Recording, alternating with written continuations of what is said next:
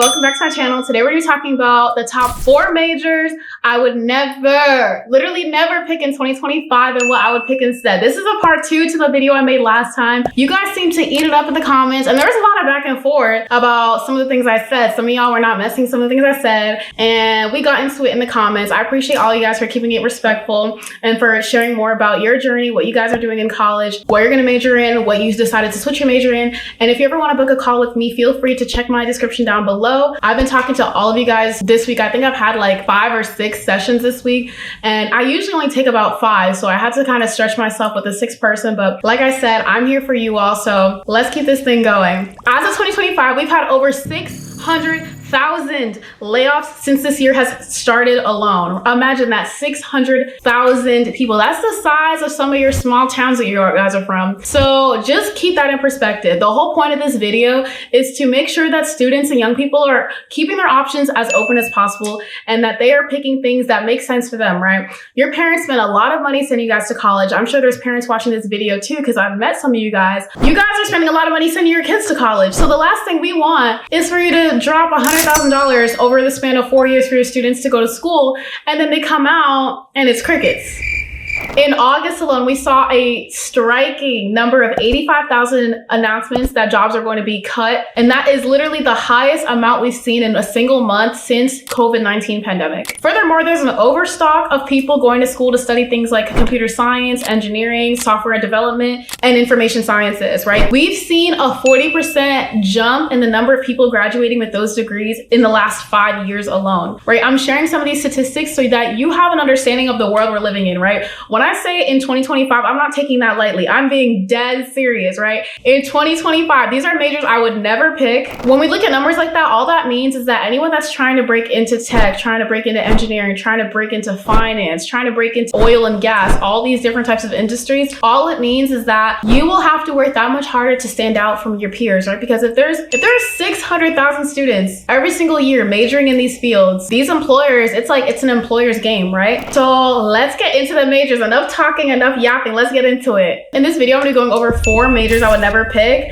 We're gonna start with number 4, right? I would never major in pure mathematics. I know this is like a tough one, right? Because I'm always preaching about picking a technical major, right? And mathematics is a technical degree, right? It's not a bad degree. It wouldn't be my first choice, right? If you're smart enough to be a strong candidate and be accepted into a program for a degree in mathematics, chances are you could pick up subject matters like finance, quantitative economics, data science, cryptography, machine learning, just as quick, right? Just as easily. I think if you do decide to pursue a degree in something like one of the fields I just mentioned, I think focusing on generative AI, focusing on large language models, focusing on machine learning are all really great ways, again, to stand out and to make sure that you're not only are you building your technical skill set, but these are highly marketable, highly employable skills. Just to quickly recap, right? We live in a market right now in 2025 where there are people that have 10, 15, 20 plus years of experience in their industries who are in roles like being managers, being directors, and they're being laid off. So again, just to quickly highlight, if I knew someone who was interested in a degree in mathematics, I would tell them to consider quantitative economics, quantitative finance or regular finance, data science,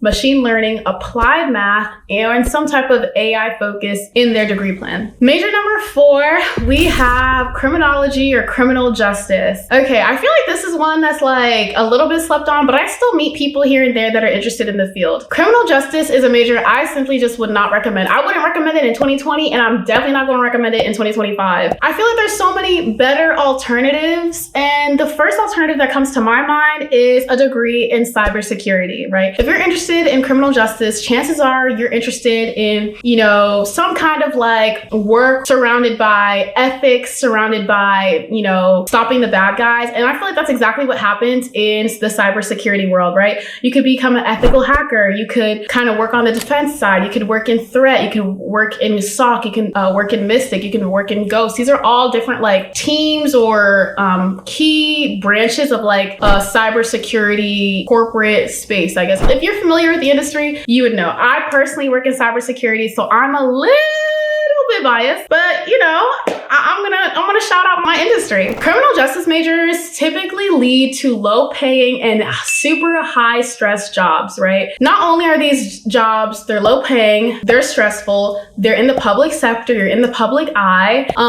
You often need to do additional like academic training or gain your certificates to become qualified in the criminal justice space. I also feel like we just live in a world where, you know, when is the last time you heard of like a war happening like in the Western hemisphere, right? I feel like we live in at least this part of the world, I feel like we live in a genre or in a space now where most of the threats that are happening are typically like cyberfare warfare, right? Like cybercrime defense. I feel like that is more on the horizon. I'm not saying physical wars don't still happen. They do in some parts of the world, but I feel like with the rise of AI, with the rise of phishing, with that rise of deepfakes, just like kind of falsified imaging and video processing with AI, I think cyber defense is going to become even more popular and even more of like a fast growing field. No, major number 2, something I would never pick. I was never, ever going to pick this. And I'm sure it's a major you all have seen in these types of videos. It's pretty obvious. Gender studies or cultural studies. I feel like both gender and cultural studies fall into the same bucket. You know, I'm all for cultural empowerment. I'm all for gender empowerment. You know what I'm saying? But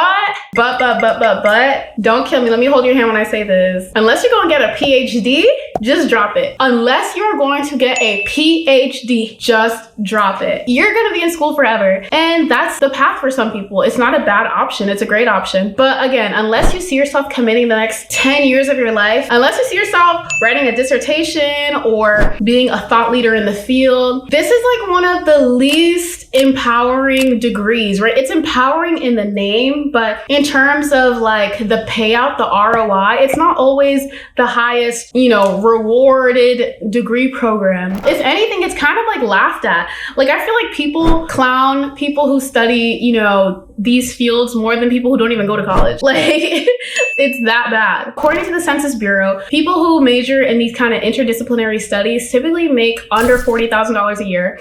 And I don't know about you guys or where you live, but over here on the East Coast, the average rent is like $1,800, $2,500. So if you're making sub 40K a year, even with a job, the prospects are not looking great. It's not looking great. So I personally feel like if you are interested in these fields, because they are interesting fields, like I love hearing the study of like humans, blah, blah, blah, blah, blah, blah. But if I was someone who was interested in gender field cultural studies, I would pick a major in sociology and statistics. And I would do this very specifically. I would major in statistics, and then I would do some kind of minor or some type of like concentration in like either the cultural or gender studies, but more specifically, I would do something in the sociology space. If you guys know this, but in the sociology discipline, once you get to the master's or graduate level, it becomes a lot more technical. So sometimes I meet people who are in these like master's programs and they struggle because on the undergrad degree, it's mostly reading and writing. And then at the graduate level for sociology, it's like research, qualitative data, quantitative data, and it kind of throws them off a little bit. You have to have experience using Python, experience using R, experience using these different, you know, software applications that they're just not used to. You kill 2 birds with 1 stone. 1, you study statistics, and 2, you're still doing the work that you like. You could always do your projects and your research on cultural studies or on gender studies, but it's backed by data. It's backed by data, and then you build transferable skills, technical skills that can get you a job when you graduate pretty easily. Oh, I also wanted to call this out. I also wanted to add, you can also look into a career in data ethnography. It's a space that I've honestly always had a passion for and I've always been interested in, but data ethnography is essentially like studying like human behavior or studying like how data is collected, like if it's collected ethically, you know, how researchers can sometimes influence participants in certain ways that data or research is like gathered. So it's a really interesting field. So that is also a gem if you're interested. I just wanted to call that out there. If you're interested in, again, multicultural studies, please consider a degree in data ethnography. And number 1 major I would never, ever pick in 2025 is a degree in business. Okay, I kind of talked about this before. In my last video, I called out communications and media. This is kind of in the same boat, in the same umbrella. Business is like literally still, I think for like the last like 10 years, it's been one of the top 5, if not #1 major that people pick year after year after year. And I completely understand. Like, first of all, most Americans, America is a country that is literally built and backed by businesses and money. Like, literally. It makes sense. But at the same time, everyone majors in business. Everyone, especially at like big state universities. The degree itself is just too broad. And again, in the information age, in the age of crypto geeks on YouTube, in the age of social media, you know, even if you step outside your front door, I'm sure there's like 5 small businesses within a 10-mile radius of your house, your home, your apartment, your dorm. It's like, if you're really that interested in business, you could talk to a small business owner and shadow them for 2 weeks, or, you know, do some type of like growth strategy work with them to learn more about the business. I just feel like, okay, yeah, you can be interested in business, but to go into debt or pay out thousands and thousands of dollars in room and board and tuition just to get a degree in business in 2025, when TikTok is free, it's not clicking for me. No shade, but I called out these majors in my last video, but I just kind of want to reiterate them. I would pick something in strategy, operations, product management. I would pick something in business analytics. I would pick finance. I would pick, you know, a quantitative economics degree. Like, these are a bunch of different majors I just kind of threw out there. But if you are interested in business, there are thousands and thousands of books on business and how to run a business, how to be a business owner, how to be business minded that exist. You can download them for free online. You can get an ebook. You can pay a few bucks on the Apple bookstore to get them. You can go on Amazon and buy one used. Like, I'm sure half of what you're reading in any type of business curriculum at the collegiate level, you could do by yourself. You don't need a tutor. You don't need a professor. You can learn it by yourself. So if you're going to spend the money on a college degree, you might as well get something worthwhile. Again, like a business analytics, economics, finance, strategy and operations, product management, program management, all of which will probably teach you similar skill sets. And if we put the degree aside, whatever money you're spending on the business degree, you could just start your own business. I mean, you'll learn a lot more. And even if your business idea fails the first time or the second time, third time might be a charm. And when you make that money your third try, make sure you remember us little people who supported you in starting your own business. That is all I had for you all today. I know I talked a lot. I know I rambled. I got into it, but I had a really fun time making this video. I always love these major videos.